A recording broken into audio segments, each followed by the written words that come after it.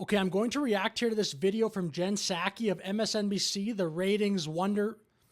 Okay, I'm going to react here to this video from Jen Psaki of MSNBC. The ratings hotspot. Just kidding. They're doing terrible. Okay, I'm going to react here to this video from Jen Psaki of MSNBC. The place that's killing it right now in the ratings. Just kidding. Okay, I'm going to react here to this video from Jen. Okay, I'm going to react here to this video from Jen Psaki of MSNBC. The place that's absolutely crushing it in ratings right now. Just kidding. But I'm going to react to this because two things. Number one, Democrats are a cult and they don't even care about that. They're basically bragging about the fact. Then number two, just the fact that it doesn't seem like they're going to learn at all about this trans issue. There's obviously a lot of soul searching right now going on within the Democratic Party, and that's a good thing. But what I worry Okay, this is so funny. That's a good thing. Listen to the next sentence. about is that in the course of all that soul searching, some Democrats might reach the wrong sweeping conclusions. And there are a lot of issues So, I mean, what are we, 5 seconds, like 10 seconds into this video? There's a lot of soul searching, and that's a good thing. But I worry people are going to think differently than me, than the rest of us do. Can you believe that's the start of the segment? That's a good thing, unless you think differently from me. How do you not realize what you're saying in that moment? That is so funny. that fall into that bucket. But one in particular that stuck out to me is transgender rights. Republicans spent hundreds of millions of dollars on anti-trans ads this election cycle, including one that showed Vice President Harris talking about government funding for gender-reaffirming care for prisoners and detainees. If that sounds like a particularly obscure issue, it is, because it applies to a tiny group of people.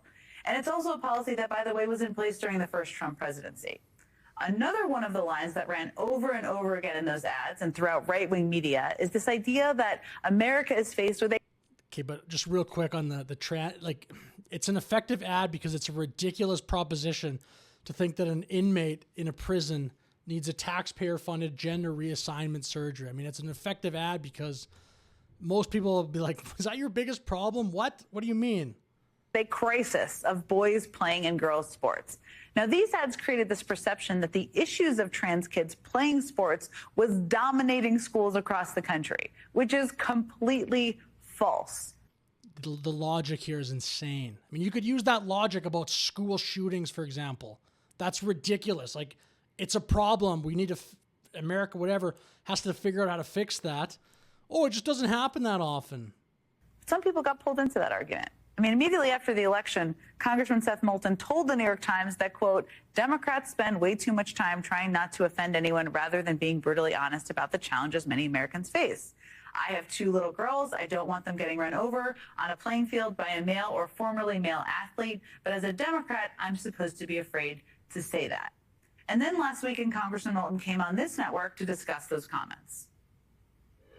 I was just speaking authentically as a dad about one of many issues where I think we're just out of touch with the majority of voters. And I stand by my position. You know, maybe I didn't get all the words exactly right. But yeah, the words. The cult's just going to they're going to hate this guy for so long now. But the point is that the backlash I've received proves my point that we can't even have these discussions as a party. Look, reflection is good. But if that were actually an Again, it's good to think for yourself unless you think differently than me. issue at thousands of schools across the country, it would be worthy of a debate. But there are just incredibly few examples. Again, the logic of this is ridiculous. It's like saying you shouldn't be worried about muggings on the street or something because it doesn't happen that often. You probably won't get mugged, which would be true probably anywhere you go in the entire world. Go to an extremely dangerous area in Mexico, you probably won't have that happen to you, though. It's not really that much of an issue. Like, just the fact that they don't even want to contend with this issue is like the funniest thing. Of transgender girls playing in youth sports.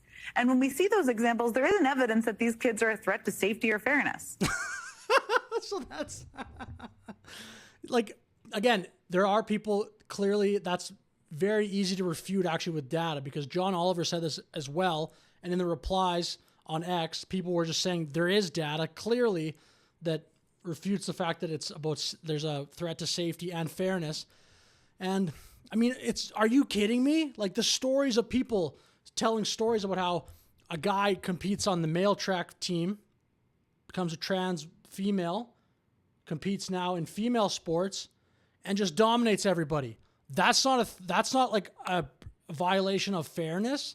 Do we have to take crazy pills if you want to be in the Democratic Party? I mean, I'm not someone that's Democratic Party, but you don't even need to refute it. It's just like it's actually insane to even almost entertain the thought and try to contend with it. But so many Democrats actually think this. Anywhere, even if there were more, trans kids, like all kids, vary in athletic ability, and there is no evidence they pose any threat to safety or fairness. It is very weird for you to be so... I mean, come on, dude. Like, do you expect people to... They obviously clearly believe this. I believe John Oliver when he's saying this. Maybe some other people are just doing what they think they should say, or like they think they've been told by the Democratic Party or whatever. Look at the passion in this speech. There's no evidence. They have varying athletic abilities. If this was even true a little bit, you would see every major American sport around the world in the male division, there would be some women peppered into a bunch of them. That is incredibly rare. That almost never happens. And in like any of the sports, and like in a sustained way, it never does happen. Serena Williams has gone on record saying this, that like the 500th ranked male tennis player would smoke her in a match. Andy Murray would beat Serena Williams, both in their prime. Like she said, 6-0, 6-0 in like 5-10 minutes, whatever she said. If John Oliver's correct in this, it's just varying athletic abilities, blah, blah, blah. Every American sport, every major sport in the world in the male category would just have some exceptional females in there as well. But that doesn't happen because it's just a biological reality. And again, you don't need to be... you don't even need to provide the data. It's so obvious, but there is the data. Like they showed it on all these posts underneath, people just refuting what they're saying with a ton of evidence of like medals being taken away, et cetera, and just a lot of data on the fact that it is unsafe, et cetera. So anyway, this video is crazy. I think it just showcases not just that the Democrats are struggling to kind of let go of the trans issue, the trans, like the people getting mad about, you say boy, you got to say trans woman in a woman's sport, blah, blah, blah. But the other thing, I think it shows that they're a cult and they don't care. That way she started off that segment of, it's a good thing we're reflecting. It's a good thing. I just worry, though. There's obviously a lot of soul searching right now going on within the Democratic Party, and that's a good thing. But what I worry about is that in the course of all that soul searching, some Democrats might reach the wrong sweeping conclusion. Like, come on. That is so funny. I'm going to play that more and more videos because that is so hilarious. If that doesn't show that Democrats are a cult, I don't know what else will. So with that said, I'll finish the video here. Thank you very much for watching. Have a great day.